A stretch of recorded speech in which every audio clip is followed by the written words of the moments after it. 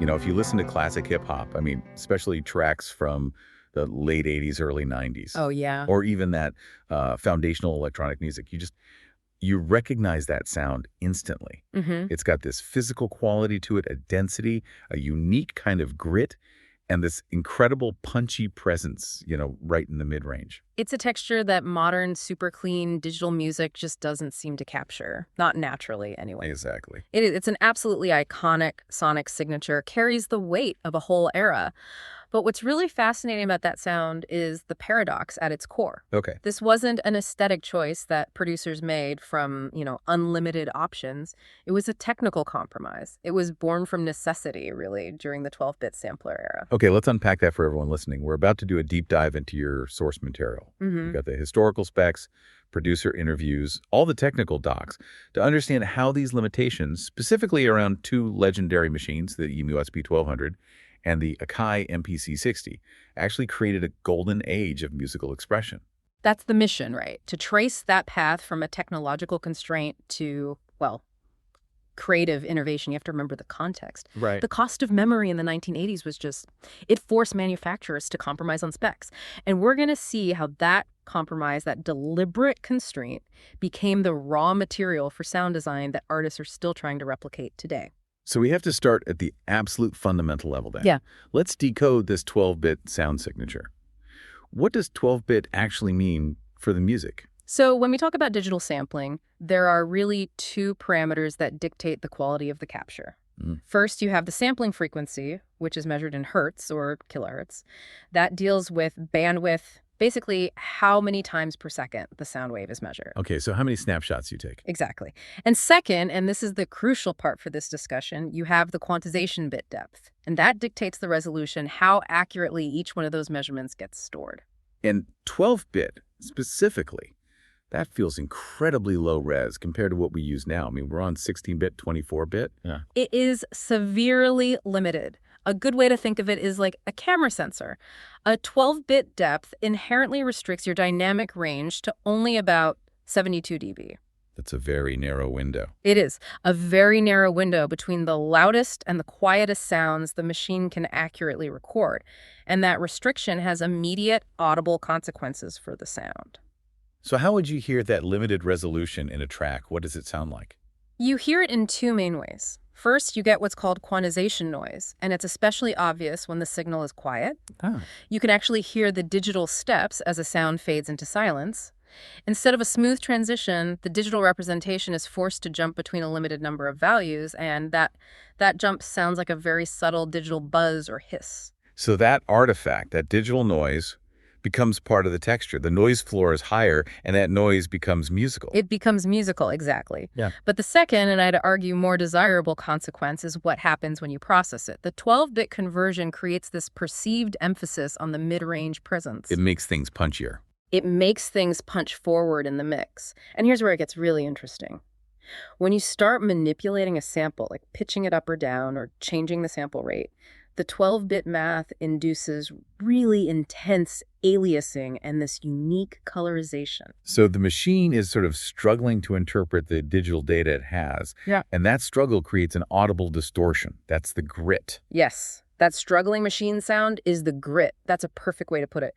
Aliasing happens because the system can't properly capture all the frequencies, so the high frequencies, they fold back into the audible spectrum as this unwanted but often harmonically rich distortion. And the 12-bit architecture just guarantees that grit is always there. It's omnipresent. It colors every single sound you put into it. So if 16-bit was already technically better, why were these legendary machines built with 12 bits in the first place? You have to understand the economic environment of the mid to late 80s. Memory RAM was just astonishingly expensive. I've read about this. It was crazy. In 1987, adding even 1 megabyte of RAM could cost hundreds, sometimes thousands of dollars. It was a huge part of the instrument's final cost. So manufacturers like EMU and Akai, they had to prioritize sampling time economy just to keep the retail price competitive. So they had to make a tough choice. A very practical compromise. They traded pristine clarity and longer sample times for affordability and, well, brevity. They sacrificed resolution to give producers access to the technology. And that sacrifice became the sound of a generation. It did. Which brings us to our two titans, the SP-1200 and the MPC60.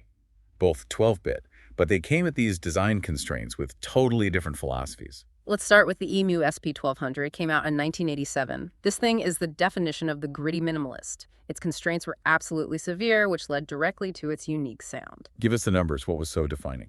The defining number is the sample rate. It was incredibly low, 26.04 kilohertz. Modern gear is often 44.1 or 48 kilohertz. So, by the Nyquist-Shannon sampling theorem, the theoretical maximum frequency the SP-1200 could reproduce was exactly half of that 13.02 kilohertz. Anything above that is either filtered out or it just adds to the aliasing. And so all that high-frequency content, the crispness, the air, it was either rolled off or just never recorded in the first place. Correct. And that forced high-frequency roll-off gives the SP-1200 sound a distinct roundness, a warmth. It takes the sharp edges off everything.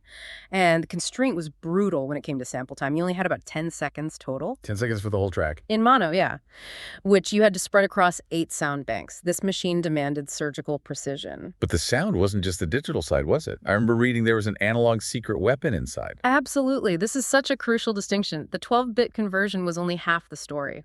The sound quality was massively influenced by the machine's internal analog path, specifically the EMU ADA circuits and the famous SSM 24-floor analog filter chip on the outputs. The SSM filter, what did that do to the sound? The SSM chip is a voltage-controlled filter, a VCF. It's what gives the SP-1200 its characteristic thick, almost wobbling low end. The digital signal, already a bit noisy and mid-forward, hits this powerful analog filter, which adds harmonic richness and substance, especially to bass frequencies. So it's that combination. That combination of digital grit and analog warmth is why the SP-1200 sounds so dense, so substantial. The whole design was just optimized for chopping and arranging these short, aggressive samples. And then, just a year later, 1988, the Akai MPC60 comes out. Yeah. And this represents a huge shift in focus, right? Led by designer Roger Lin. Lin famously wanted to create a playable sampler. Yeah. If the SP-1200 was this constrained lab instrument for beat architecture, the MPC60 was the performance instrument. And while it was still fundamentally 12-bit, those memory costs are still a problem, its design, both technical and ergonomic, just improved usability dramatically. So how did the specs differ? Well, the MPC60 had a much higher sample rate. It was 40 kilohertz. Oh, that's a big jump. It's a huge jump. It meant it could capture and reproduce a lot more high-frequency content, up to 20 kilohertz, than the SP-1200. The sound was inherently cleaner, brighter, but it was still subject to that 12-bit quantization noise floor. But the real game changer wasn't the frequency response. No, it was the usability. The pads. The 16 large, rubberized, velocity-sensitive pads. That, combined with incredibly low latency, just transformed sampling. You weren't just loading sounds onto banks anymore. The MPC60 turned the sampler into a direct musical instrument. You could perform the beat. And that internal sequencer was key to that performance. Central to it. The groove-focused sequencer was everything. Okay, let me see if I've got this. Both are 12-bit, but the SP-1200 delivered this specific analog-colored texture from its filters and its low sample rate. Yes. While the MPC60 delivered superior timing and playability from its sequencer and its pads. That's the perfect way to summarize the design conflict. Yeah. So here's the aha moment for everyone listening. How did producers take these tight limitations? I mean, the short sample time, the noise, the high-end roll-off, and turn them into sonic superpowers? Yeah. They developed these creative workarounds that were like borderline machine hacking. The SP-1200 workflow is a textbook example of that, maximizing minimal time. Because you only had 10 seconds total, your entire workflow was dictated by that one constraint. You couldn't just throw a whole 4-bar break into the machine. Wow. You had to be incredibly precise with your sample grabs. Just take what you need. Absolutely. You might sample a drum break for just 1 or 2 seconds, maybe even half a second for a single hit. And then producers had to manually micro-adjust the loop points and the timing on that tiny, grainy sample just to make it groove. Painstaking work. A painstaking manual process, but it forced a certain choppy, rhythmic feel. But the trick everyone talks about is the high-speed sampling technique. Can you walk us through that? Oh, this was just pure genius born from necessity. To save that precious sample memory, you would record your source material, a vocal, a bass line, whatever, at double or even triple the intended playback speed. So they're speeding up the record player. Exactly. Play the record at 45 RPM instead of 33. This compressed the information into a fraction of the sample memory. Wow, okay. But what was the drawback of pitching audio down that hard? I mean, didn't it ever sound too muddy or muffled? It was risky, absolutely. And yeah, it often sounded heavily degraded, but that degradation became the desired effect. When you pitched that compressed sample down to normal speed for playback, you gained your sample time back, but you also stretched the audio and drastically induced a low-pass filter effect. The sound became darker, muffled, even thicker in the low end. So it buried the high-frequency noise. And enhanced the desired punch. The limitation actually provided a free, desirable sonic effect. The thick, dark texture of a low-pass filter. That's incredible. It gave the audio this weight that was impossible to achieve cleanly otherwise. Now, in contrast, the MPC60 workflow was all about groove and feel. It relied less on that kind of sonic degradation and more on rhythmic precision. That performance-centric approach again. Yes. Samples were loaded onto those 16 pads, allowing for immediate, intuitive programming. And the internal sequencer was the heart of the MPC60. It allowed for this granular control over velocity and note positioning. So you could inject those micro-timing shifts, the swing. That's what created those deep, rhythmic pockets. It felt human, it felt organic. And that ability to shift timing just slightly off the grid. Yeah. That's what separates a beat that's technically perfect from one that actually grooves. It's the difference between a drum machine and a drummer. Yeah. The MPC60's resolution, its 96 pulses per quarter note, gave you superior control over that rhythmic feel compared to earlier sequencers, which could feel really stiff. And just to expand the context a bit, these two weren't the only low-res pioneers out there, were they? We should probably touch on the broader 12-bit family. Absolutely. While the SP-1200 and MPC60 really defined hip-hop, we should definitely mention the Akai S950. The rack sampler. The rack sampler, an evolution of their S900 series. Also 12-bit, and it became famous for its flexible but really rough and aggressive time stretch function. Right, the jungle producers loved that. It became a staple in early club music, house, and jungle because that rough stretch just added this incredible rhythmic tension. And even before that boom, there was this unique approach of combining the new digital grit with older analog tech. That's where the Sequential Circuits Prophet 2000 comes in. Released in 1985, a 12-bit keyboard sampler that ingeniously combined these rough digital samples with genuine analog filters and synthesis. So you could create these synth-like sampled sounds. Exactly. It really cemented the idea that low digital resolution, when you pair it with rich analog circuitry, could be incredibly expressive. Okay, so let's bring this full circle. What does all this technology mean for the music? Let's connect it directly to the sound of specific genre-defining artists. The SP-1200 became the de facto standard for the golden age of hard-hitting hip-hop. It was just perfect for reprocessing breaks and making them sound gigantic. You look at producers like the Bomb Squad working with Public Enemy. That wall of sound. That wall of sound. They were famous for layering dozens of samples. The SP-1200's inherent low sample rate and its analog filtering, it rounded off the sharp clashing transients of all those individual samples. So it kind of glued them all together. Exactly. That low-end rounding from the SSM filter let them stack sound on sound without the mix just falling apart into a mess. That dense production style required a machine that naturally blended and smoothed everything out. The SP-1200 did that perfectly. And then on the other end of the spectrum, you have the softer, smoother SP-1200 sound of someone like Pete Rock. Right. Pete Rock achieved that distinct, soft, warm texture. You hear it on tracks like They Reminisce Over You. The 12-bit conversion wasn't always aggressive. In his hands, it served to round out the edges of his jazz and soul samples, smoothing the attack and decay. It gave his beats that recognizable, velvety, warm texture. It sounds like it was filtered through a layer of cotton. It's beautiful. Does the MPC60 offered a different kind of mastery? It was all about precision chopping.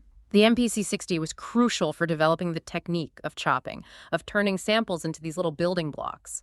DJ Premier, for example, he used the MPC60's superior sequencer precision and the tactile feedback of the pads to master dicing up vinyl phrases into tiny, individual rhythmic elements. So instead of one long sample, he was making a kaleidoscope of tiny hits. Precisely. And then he could resequence those chopped elements instantly with the pads, creating his incredibly complex and dynamic rhythmic pockets.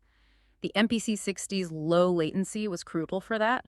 When he hit a pad, the sound played immediately. Perfect for performing those micro-timing shifts. And the 12-bit conversion, in his case, just added the right amount of desirable grit to that complex sonic patchwork he was making. And because the MPC60 had that higher sampling rate, it could handle more complex atmospheric sounds too, right? Moving beyond just drums. It did. I mean, look at DJ Shadow's monumental work, Introducing.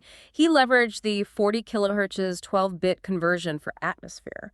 While the higher rate was cleaner than the SP-1200, that 12-bit constraint still caused a specific high-frequency roll-off and a slight cloudiness in reverb tails and complex layers. And that was essential for his sound. Essential for creating his densely layered, moody, atmospheric compositions. Plus, that improved playability and the MIDI features of the MPC60 that allowed the 12-bit sound to move beyond hip-hop. Absolutely. The MPC60 was adopted into R&B by influential figures like Teddy Riley.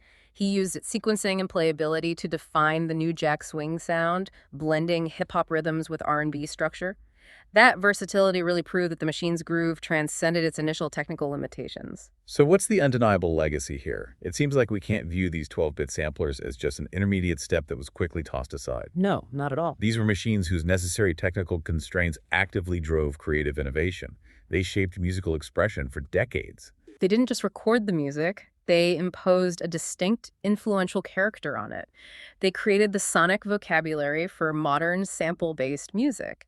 And that sound, that specific texture of 12-bit quantization noise combined with analog warmth, is now a prized aesthetic. We see that everywhere now. There's a whole industry built around retrieving that imperfection. Exactly. It's led to this massive trend of digital emulation plugins and hardware reissues, all trying to replicate that original quantization grit, that aliasing, that analog coloration. It's like a kind of digital archaeology. We're trying to reverse engineer a sound that was caused by compromise. We are paying money today to artificially inject the flaws that the original manufacturers were trying their best to minimize. So let's leave our listeners with this.